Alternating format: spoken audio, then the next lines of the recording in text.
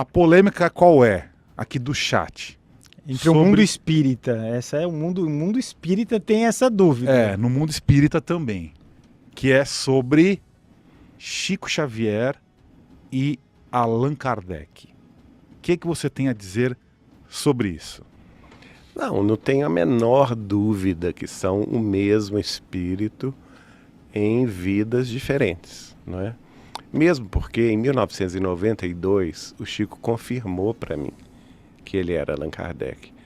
A gente tem que compreender que durante a vida dele, ele fugiu desse tema, desde a sua mocidade, porque os primeiros que começaram a pensar nisso eram aqueles primeiros biógrafos dele, como por exemplo Ramiro Gama, que era inclusive editor da revista Reformador, da Federação Espírita Brasileira, não é?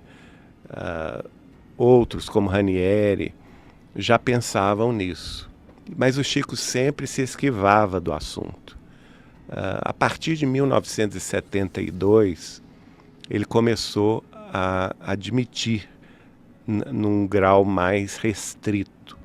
Por exemplo, ele foi entrevistado por um grande jornalista espírita da cidade de Guaíba, no Rio Grande do Sul, que é o Fernando Worme, e ele acabou dando a entender para o Fernando Worme que era de fato Allan Kardec. O nosso querido Martins Peralva e Dona Neném Aluoto, aliás, as duas figuras, uma das duas, né, figuras que eu citei que estavam aqui na outra vez, em 1972, eles quiseram publicar. A Dona Neném era presidente da União Espírita Mineira desde 1962, quer dizer, ela já presidia a UEM há 10 anos, quando ela e Peralva, que era diretor-secretário, grande palestrante, escritor espírita, quiseram publicar um artigo no jornal oficial, que era o Espírita Mineiro, em 1972, assumindo a tese de que Chico Xavier era, de fato, a reencarnação de Kardec. E naquela ocasião, o Peralva era o editor do jornal, ele estava escrevendo o artigo, já tinha terminado o artigo, ele iria mandar o artigo para a publicação na gráfica. No dia seguinte, à meia-noite, o Chico liga para ele. Olha só, o poder do Chico Xavier, lá em Uberaba, 500 quilômetros de distância de Belo Horizonte, não é? E o Peralva nos contava que o Chico ligou e falou assim: Peralva, meu nego, tira este artigo que você escreveu do Espírita Mineiro, não publica isso agora não. O Emmanuel está aqui ao meu lado dizendo que este assunto virá mais tarde. Por enquanto, nós estamos à plena tarefa. Veja bem, ele sempre falando no plural, né? Nós estamos à plena tarefa. Se esse artigo vier a lume agora, vai nos trazer complicações aqui em Uberaba. E, de fato, o Peralva falou com que delicadeza ele assumiu, porque ele poderia dizer: eu não sou Allan Kardec, é ou não é? Mas não, ele disse: este assunto virá mais tarde. E veio mais tarde, 20 anos depois, em 1992, quando um grande amigo dele, Adelino da Silveira, da cidade de Mirassol, em São Paulo, esse amigo ele conheceu em 1969, e é um dos grandes biógrafos de Chico Xavier. Ele escreveu um livro, aliás, todos os livros que o Adelino da Silveira escreveu até hoje, todos eles foram revisados pelo próprio Chico Xavier, né, até nos manuscritos. E aí, nessa época, ele tinha, um pouco antes de 92, ele tinha escrito o livro Kardec Prossegue. É o primeiro livro que se escreveu no mundo assumindo a tese de que Chico era, de fato, a reencarnação de Kardec, porque no livro Obras Póstumas de Kardec, no título Minha Missão, o próprio Allan Kardec havia recebido informações espirituais do espírito de Zéfiros, do espírito da verdade e do espírito de Dr. Demer, dizendo que a missão dele não se circunscreveria àquela missão do século XIX na França. Que se ele pudesse ficar no corpo físico 200 anos, ele ficaria. Mas como isso era humanamente impossível, seria necessário que ele terminasse o trabalho que ele estava escrevendo, que era o último livro dele, A Gênese, os Milagres e as Predições segundo o Espiritismo, que ele publicou em 1868, em janeiro. Ele vai desencarnar, então, em 31 de março de 69. E o Espírito fala com ele, é preciso que você termine esse trabalho logo para vir para o nosso lado por um pouco tempo e logo voltar à vida terrestre para completar a tarefa. Né? Isso foi dito a Allan Kardec. Então, baseado nisso, o Adelino assume essa tese que Chico é Kardec, escreve o livro, Kardec prossegue e entrega para o Chico revisar. A princípio, o Chico guardou o livro, não deixou ele publicar. Até finais de 91, quando o Chico chama o Adelino na casa dele de Uberaba, junto com o casal Galves, aqui de São Paulo, e manda que eles publicassem aquele livro por orientação de Emmanuel em 15 dias. E o livro saiu em janeiro de 1962. E eu recebo o livro autografado. Eu já tinha perguntado ao Chico, algumas vezes, de forma delicada, indireta, se ele era Kardec. Porque toda a minha família de Pedro Leopoldo, né, que havia convivido com ele desde a infância, todo mundo falava que ele era Kardec.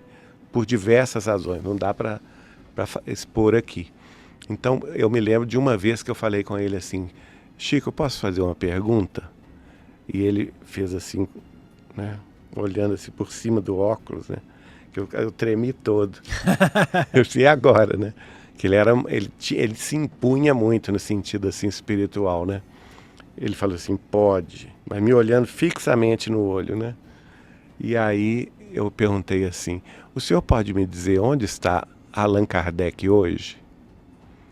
Aí ele ficou muito assim surpreso com a pergunta, jogou o corpo para trás e deu uma boa gargalhada.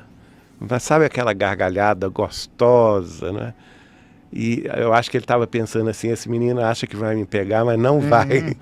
Né? E aí ele solta aquela frase assim, icônica, que nem diz que sim, nem diz que não, que ele falou assim, olha, Geraldinho, pode-se dizer que ele anda trabalhando muito. É a cara de Chico Xavier o trabalho, né? Então, mas eu não fiquei satisfeito. Aí só em 92, em janeiro, quando eu recebo o livro em casa, autografado por ele, o primeiro que eu recebi, né, autografado por ele, e quando eu leio o livro e vejo que é a tese dele ser Kardec, assim, agora ele confirmou. Por que ele jamais autografaria um livro para quem quer que fosse, de cujo conteúdo ele não concordasse? Eu conheço Chico Xavier, eu sei disso. E as pessoas que o conheceram também sabem disso. Então, eu pensei, a próxima vez que eu vou ao Uberaba, agora eu vou perguntar. Então, eu fui em março. Era período de férias escolares e tudo, a gente viajou. No início de março, eu voltei ao Uberaba. Doido para perguntar. Chegava perto dele, ficava mudo. E ele me perguntou, Geraldinho, o que é que você achou do livro do Adelino que eu te mandei? Assim, Chico, eu achei que é a expressão da verdade. E por que você achou isso? Veja como que o pensamento de Kardec estava lá. Porque ele queria saber as razões. Ele não queria achismo, ele queria saber por quê. E eu então fiz todo aquele preâmbulo, que isso aí dá uma palestra de 2 horas, né? Com tudo que eu sabia a respeito. E ele começa a chorar, mas chorar copiosamente. De modo que eu, Eliana, que estava do meu lado, e ele, estávamos só os 3 almoçando. Ele passava a mão esquerda, olhando assim para cima, passava a mão esquerda diante dos olhos e falava assim, e chorando. Aí ele começou a chorar, eu também comecei a chorar, não sabia nem porquê, né? E Eliana também chorando, e ele falava assim, é uma coisa muito curiosa este fato, Geraldinho, porque desde quando eu me entendo por gente, na minha meninice em Pedro Leopoldo, quando eu tinha 5 anos de idade, eu guardo integralmente na memória todas as páginas do Evangelho segundo o Espiritismo, que foi escrito por Kardec, né? E publicado em 1864. Ora, não precisava dizer mais nada, né? Ele chancelou ali. Não satisfeito, ele se levantou da mesa de almoço, foi ao quarto ao lado e pegou outro exemplar do livro Kardec Prossegue e autografou na minha frente, como que chancelando esse assunto, né? E a partir daí a gente foi sabendo que ele, a partir dessa data, ele assumiu para as pessoas mais próximas. E eu vou interpretar da seguinte forma: àquela ocasião, em 92, ele já tinha chegado aos 400 livros, quer dizer, a obra já estava pronta. Em 20 anos antes, ele tinha chegado nos 100 e poucos livros. Tinha muita ainda para fazer, né?